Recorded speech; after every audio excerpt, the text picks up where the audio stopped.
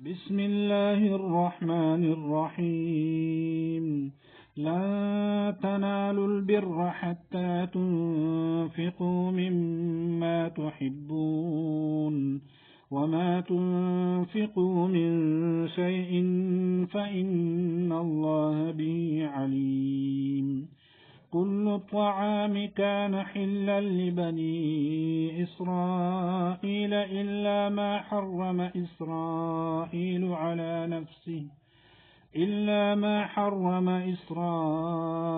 على نفسه من قبل أن تنزل التوراة. قل فأتوا بالتوراة فاتلوها إن كنتم صادقين. فمن افترى على الله الكذب من بعد ذلك فأولئك هم الظالمون.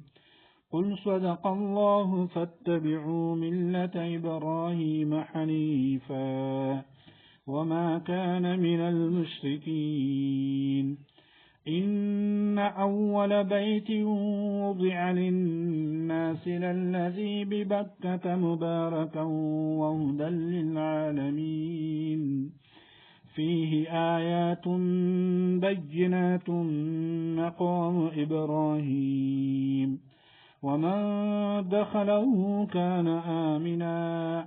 ولله على الناس حج البيت من استطاع إليه سبيلا ومن كفر فإن الله غني عن العالمين. قل يا أهل الكتاب لم تكفرون بآيات الله والله شهيد على ما تعملون. قل يا أهل الكتاب لم تصدون عن سبيل الله من آمن تبغونها عوجا وأنتم شهداء وما الله بغافل عما تعملون. يا أيها الذين آمنوا إن تطيعوا فريقا من الذين أوتوا الكتاب يردوكم بعد إيمانكم كافرين.